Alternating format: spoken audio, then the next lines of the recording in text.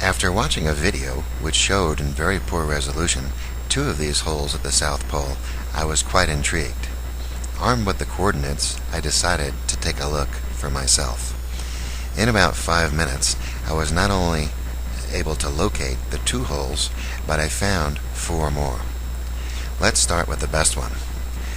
These holes all have very large ice flows leading into them, some as large as 500 feet. The first one, and the very best one, as you can see, not only is several hundred feet wide, but it is accompanied by something very unique and what appears to be a face, possibly indicating who lives in this hole. There are some of these that are as large as a half a mile long and several hundred feet wide, but the most interesting one is certainly this one here. What it shows is that there is most definitely what you could call man-made, or a cast, looks like a cast iron molded lid that, believe it or not, appears to be 120 feet wide and anywhere from 3 to looks like up to 5 feet thick. Looks like some sort of shelter to me. There's lots of holes that are large enough, like this one here, to fly right into. Again, about, I believe, 2,500 feet long, this one here, and about 600 feet wide. But again, the one with the lid is certainly the most interesting because it appears to be some sort of a shelter. If you look to the bottom of the screen, you'll see that the coordinates for every single one of these locations is noted. And if you don't have Google Earth, you can go ahead and download it for free. Go to these locations, take a cruise around, and see for yourself. I guarantee in more than 5 minutes you could find more than these 6 holes. And the question, of course, for everybody to be asking themselves at this point is, what does this mean? There's a lot of crazy people that have these crazy theories about the hollow earth. Could they possibly be true? Let's take a look at this guy right here. Currently, wikileaks.org, there's several mirror sites, is actually threatening to come out or leak out some information in the near future that might indicate that there's some things going on at the South Pole that the whole world might be interested in.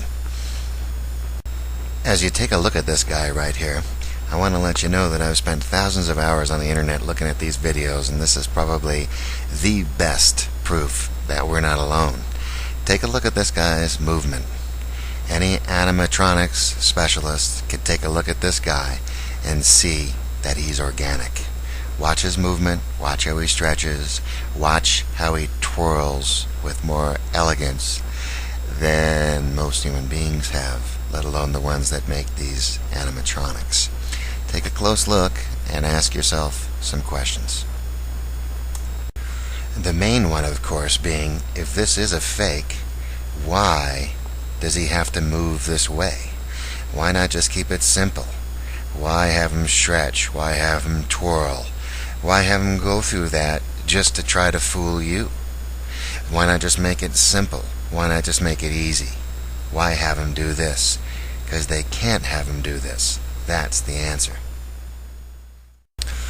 It's much easier, of course, to just assume that everything's fake, to deny it, to refuse to let it enter your mind. But the fact is, if you wanted to go out of your way to prove that these things are true, there is tons and tons of evidence, tons and tons of proof available just about everywhere. You've got the Disclosure Project, you've got WikiLeaks, you've got Camelot Project, you've got the Avalon Project, and all sorts of stuff. Also, just for giggles, these are some logos, some badges that have come specifically from websites, military websites. You can go look these things up, and you can see that we have not been in space just with NASA. There's about 50 organizations, all with very similar logos. David Wilcock on his site happens to have this available that would give you a clear indication that there's something very, very different than what we're being told going on behind the scenes. We're not alone, everybody. As a matter of fact, we've never been alone. This planet's been visited. If If you watch Ancient Aliens, it's a really good series. They're disclosing tons of information regarding things from thousands and thousands of years ago, including underground cities, underwater worlds, and things that, frankly, modern archaeology just tells us that don't exist. I believe, these gentlemen believe, that this planet is being visited by beings from another world. Our missiles began going into what's called a no-go condition or unlaunchable. Essentially, they were disabled. Detailed in this report, full of court-sanctioned sworn affidavits. I have personally located and interviewed more than 120 of these former or retired military personnel. They're former Air Force missile launch officers, missile base officers, who say UFOs, spaceships, flying saucers make nuclear weapon systems go haywire. Now, the United Nations is getting ready for a contact with aliens from outer space. This is Moslin Othman. She's out of Malaysia. She will be planet Earth's first interstellar diplomat. Regarding the missile shutdown incidents, my opinion, their opinion, is that whoever are aboard these craft are sending a signal to both Washington and Moscow, among others, that we are playing with fire.